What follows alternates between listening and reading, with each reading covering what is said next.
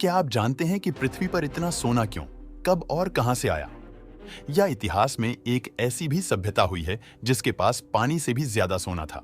या दुनिया 6000 साल पहले एक बड़े पैमाने पर इजिप्ट के लोगों को पृथ्वी की खदानों में से गोल्ड हाथ लगा और इसके बाद ये गोल्ड मानव सभ्यता के हस्तक गया? पृथ्वी के गर्भ से बड़े पैमाने पर गोल्ड को हासिल करने वाली ये घटना हैरत अंगेज थी। यह एक अकस्मात था, एक सुखद अकस्मात, मानो कोई जैकपॉट हाथ लग गया हो, क्योंकि पृथ्वी से इतनी सारी मात्रा में सोना हाथ लगना कोई आम बात नहीं थी। क्या आपको पता है सोना पृथ्वी का है ही नहीं? पृथ्वी पर सोना कहीं और से आया है, क्योंकि पृथ्वी की जियोलॉजी, पृथ्वी का नेचर गोल्ड के अनुरूप नहीं है। तो आप सवाल है क्या, आखिर पृथ्वी पर सोना आया कहां से? तो दोस्तों, आज हम पृथ्वी पर जितना भी सोना देखते हैं वो हमेशा से पृथ्वी पर नहीं था, पर सोना दरअसल सुपरनोवा न्यूक्लियोसिंथेसिस से बनता है। मतलब कि मानो कि जो पूरे सोना होता है वो किसी मरे हुए तारे का मलबा होता है, और पृथ्वी पर जो गोल्ड पाया जाता है वो हमें अरबों साल पहले हुई, यानी कि पृथ्वी की शुरुआत में ही हुई उल्का वर्षा के कारण मिला है। और माना जाता है कि पृथ्वी पर जितना भी गोल्ड है वो डेब्रिज ऑफ डेड स्टार से आया है और वहां से पृथ्वी पर जमा होने वाला। ये गोल्ड पृथ्वी के भूगर्भ में चला गया, क्योंकि ये भट्टी समान पृथ्वी आज से करीब 4 अरब साल पहले धीरे धीरे ठंडी होने लगी थी, और उसके साथ पृथ्वी पर जो भी एलिमेंट्स थे, जो भी धातु ये थी, वो भी ठंडी होकर पृथ्वी की बाह्य परत के आसपास जमा हुई।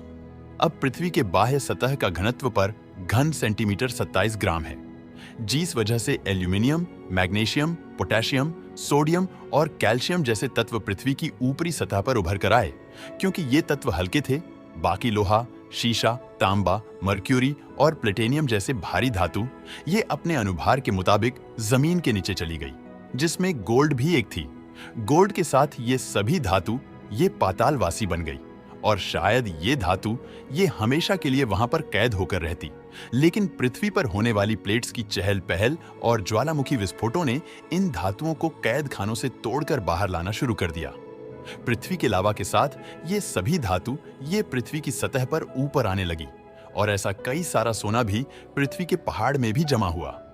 धीरे धीरे बारिश के चलते पृथ्वी के ये पहाड़ भी गलने लगे, और धीरे धीरे धातु ये नदियों में भी जाने लगे, और उसके बाद स्वर्ण के कण समुद्र में भी जा बसे।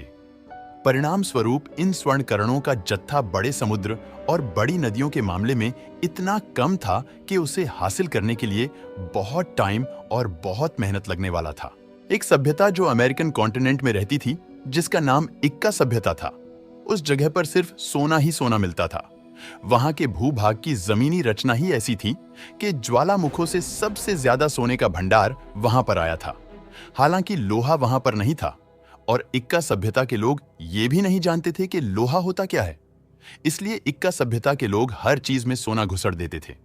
उनके पास इतना सोना था कि वो लोग कोई कील भी बनाते थे तो कील भी सोने की होती थी, और उसे ठोकने वाली हथौड़ी भी लकड़ी और सोने से बनी होती थी।